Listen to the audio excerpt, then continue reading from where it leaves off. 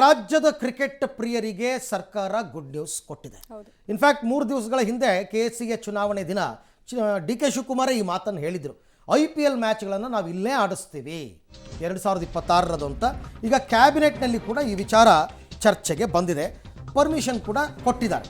ಚಿನ್ನಸ್ವಾಮಿ ಕ್ರೀಡಾಂಗಣದಲ್ಲಿ ಕ್ರಿಕೆಟ್ಗೆ ಕ್ಯಾಬಿನೆಟ್ ಸಮ್ಮತಿಯನ್ನು ಸೂಚಿಸಿದೆ. ಬೆಂಗಳೂರಿನಲ್ಲಿ ನಡೆಯುತ್ತೆ IPL ಸೇರಿ ಕ್ರಿಕೆಟ್ ಪಂದ್ಯಾವಳಿಗಳು ಮತ್ತು ಇದು T20 ವರ್ಲ್ಡ್ ಕಪ್ಪು ಇದೆ ಇಂಡಿಯಾದಲ್ಲಿ, ಸೊ ಅದು ಬರಬೇಕು ಅಂತ. ಹಾಗಾಗಿ ಗೃಹ ಇಲಾಖೆಗೆ ಜವಾಬ್ದಾರಿಯನ್ನು ಕೊಟ್ಟು ಕ್ರಿಕೆಟ್ ಪಂದ್ಯ ಆಡಿಸಲು ಅನುಮತಿಯನ್ನು ಕೊಡಲಾಗಿದೆ.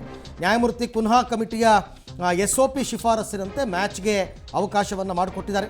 KSCAಗೆ ಕೆಲವು ಷರತ್ತುಗಳನ್ನ ಹಾಕಿದ್ದಾರೆ, ನಿಬಂಧನೆಗಳನ್ನು ವಿಧಿಸಿದ್ದಾರೆ. ಅದೆಲ್ಲ ಮಾಡಿ ಫಾಲೋ ಮಾಡಿ ಕ್ರಿಕೆಟ್ ಆಡಿಸೋಣ ಅಂತ ಬೆಳಗಾವಿಯಲ್ಲಿ ನಡೆದ ಸಂಪುಟ ಸಭೆಯಲ್ಲಿ ನಿರ್ಧಾರ. ಮೊನ್ನೆ KSCA ನೂತನ ಅಧ್ಯಕ್ಷರಾದಂತಹ ವೆಂಕಟೇಶ್ ಪ್ರಸಾದ್ ಕೂಡ ಬೆಳಗಾವಿಗೆ ಹೋಗಿ CM DCMನ ಭೇಟಿಯಾಗಿದ್ದರು. ಅವರು ಮನವಿ ಮಾಡಿಕೊಂಡಿದ್ದರು, ಸರ್ಕಾರ ಸಪೋರ್ಟಿಗೆ ನಿಂತ್ಕೋಬೇಕು, BCCI ಜೊತೆ ಮಾತಾಡಬೇಕು ಅಂತ. ಅದರಂತೆ ಈಗ DK ಶಿವಕುಮಾರೇ ಮಧ್ಯಸ್ಥಿಕೆಯನ್ನು ವಹಿಸಿದ್ದಾರೆ. ಕ್ಯಾಬಿನೆಟ್ಟಲ್ಲಿ ಇದ್ರ ಬಗ್ಗೆ ಚರ್ಚೆ ಆಗಿದೆ. ಆಯಿತು, 2026 IPL ಪಂದ್ಯಾವಳಿಗಳು RCB ಮ್ಯಾಚ್ಗಳು ಅರ್ಧ ಮ್ಯಾಚ್ಗಳೆಲ್ಲ ಬೆಂಗಳೂರಲ್ಲಿ ನಡೀತಾ ಇತ್ತು, ಹೋಮ್ ಗ್ರೌಂಡ್ ಅಂತಂದ್ಬಿಟ್ಟು ಅದನ್ನು ಪುಣೆಗೆ ಶಿಫ್ಟ್ ಮಾಡೋ ತೀರ್ಮಾನ ಮಾಡಿದರು. ಇಲ್ಲ, ಇಲ್ಲೇ ಆಡ್ಸೋಣ ಬೆಂಗಳೂರಿನಲ್ಲೇ, ಅದೇನಾಗುತ್ತಾಗಲಿ. ಯಾಕೆಂದರೆ ಇಷ್ಟು ದಿನಗಳು ನಡೆದೇ ಇಲ್ವಾ, ಈ ಕಾಲು ತುಳಿತ ದುರಂತ ಒಂದು ಬಿಟ್ಟರೆ ಇಷ್ಟು ವರ್ಷಗಳು ನಡೆದೇ ಇಲ್ವಾ ಮ್ಯಾಚ್ಗಳು, ಎಲ್ಲ ಸುಸೂತ್ರವಾಗಿ ನಡೆದಿದೆಯಲ್ಲ, ಅದರಂತೆ ನಡೀಲಿ ಅಂತ ಒಂದು ಬೈಲಾ ರೆಡಿ ಮಾಡೋದಕ್ಕೆ ಹೇಳಿದಾರಂತೆ. ಅದಕ್ಕೆ ಪರಮೇಶ್ವರ್ ಅವರಿಗೆ ಅಧ್ಯಕ್ಷತೆ ಕೊಟ್ಟಿದ್ದಾರೆ, ಗೃಹ ಇಲಾಖೆಗೆ ಕೊಟ್ಟಿದ್ದಾರೆ ಪರ್ಮಿಷನ್. ಕ್ರಿಕೆಟ್ ಪರ್ಮಿಷನ್ ಕೊಡೋದು ಆದರೆ ನಮ್ಮ ಹೋಮ್ ಮಿನಿಸ್ಟ್ರು ಅವ್ರನ್ನೆಲ್ಲ ಕರೆದು ಮಾತಾಡ್ತಾರೆ. ಕುನ್ನಾ ಕಮಿಟಿ ರಿಪೋರ್ಟು ಏನು ಕೊಟ್ಟಿದ್ದಾರೆ ಅದನ್ನು ಅವರು ಕಂಪೇಲ್ ಮಾಡಬೇಕು. ಯಾಕೆಂದರೆ ಮುಂದಕ್ಕೆ ಯಾವ ಥರದ ಅನಾಹುತನೂ ಆಗಬಾರ್ದು. ಆ ರೀತಿ ನಮ್ಮ ಹೋಮ್ ಮಿನಿಸ್ಟ್ರಿಗೆ ಜವಾಬ್ದಾರಿ ಕೊಟ್ಟಿದ್ದೀವಿ.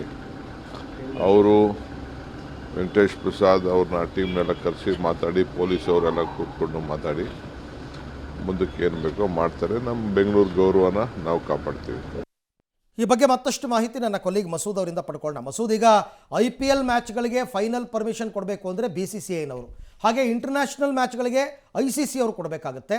ಈಗ ರಾಜ್ಯ ಸರ್ಕಾರ ಸಂಪುಟದಲ್ಲಿ ಕೈಗೊಂಡ ನಿರ್ಣಯ ಮತ್ತು ICC ಅವ್ರ ಜೊತೆ BCCIನವ್ರ ಜೊತೆ ಮಾತುಕತೆಯ ಸಮನ್ವಯತೆ, ಇದಕ್ಕೆಲ್ಲ ಏನು ಪ್ಲ್ಯಾನ್ ಮಾಡ್ಕೊಂಡಿದ್ದಾರೆ ಅಂತ? ಅರವಿಂದ್, ನಿನ್ನೆ ನಡೆದಂತಹ ಸಚಿವ ಸಂಪುಟ ಸಭೆಯಲ್ಲಿ ಕ್ರಿಕೆಟ್ ಅಭಿಮಾನಿಗಳಿಗೆ, ಕ್ರಿಕೆಟ್ ಪ್ರೇಮಿಗಳಿಗೆ ರಾಜ್ಯ ಸರ್ಕಾರ ಗುಡ್ ನ್ಯೂಸ್ ಕೊಟ್ಟಿದೆ. ಏನು ಚಿನ್ನಸ್ವಾಮಿ ಸ್ಟೇಡಿಯಂನಲ್ಲಿ ಕ್ರಿಕೆಟ್ ಆಟ ಆಡೋದಕ್ಕೆ ನಿರ್ಬಂಧ ಬಿದ್ದಿತ್ತು, ಆ ನಿರ್ಬಂಧವನ್ನು ತೆರವು ಮಾಡಿರುವಂಥದ್ದು ಒಂದು, ಜೊತೆಗೆ ಷರತ್ತಿಗೊಳಪಟ್ಟು ಕ್ರಿಕೆಟ್ ಆಟ ಆಡಿಸಬೇಕು ಅನ್ನುವಂಥ ತೀರ್ಮಾನಕ್ಕೆ ಬಂದಿದೆ.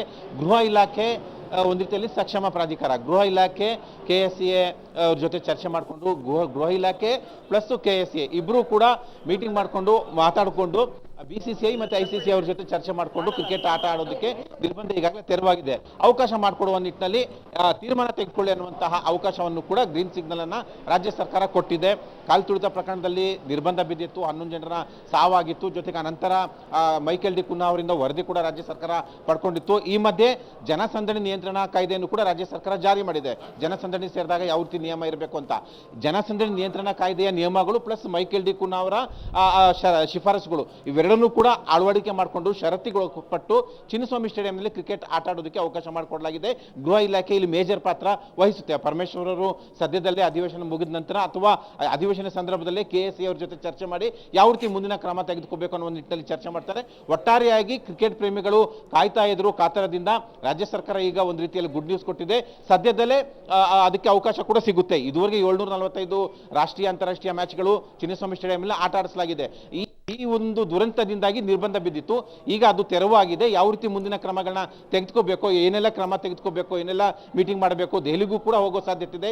ಎಲ್ಲವನ್ನು ಕೂಡ ಗೃಹ ಇಲಾಖೆ KSCA ಜೊತೆ ಸೇರಿಕೊಂಡು ಮಾಡುತ್ತೆ. Aravind, right, thank you Masood, ತಮ್ಮ ಎಲ್ಲ ಮಾಹಿತಿಗೆ ಧನ್ಯವಾದ. ಆದಷ್ಟು ಬೆಂಗಳೂರಿನ ಒಂದು ಹಿರಿಮೆ, ಅಲ್ಲೊಂದು ಇಂಟರ್ನ್ಯಾಷನಲ್ ಮ್ಯಾಚ್ ನಡೆಯಲ್ಲ, IPL ಮ್ಯಾಚ್ ನಡೆಯಲ್ಲ ಅಂದರೆ ಏನು ಪ್ರಯೋಜನ? ಕರ್ನಾಟಕದಲ್ಲಿ IPL ಮ್ಯಾಚ್ ನಡೆಯೋ ಗ್ರೌಂಡ್ ಇರೋದು ಚಿನ್ನಸ್ವಾಮಿ ಸ್ಟೇಡಿಯಂ ಒಂದೇ ಒಂದು.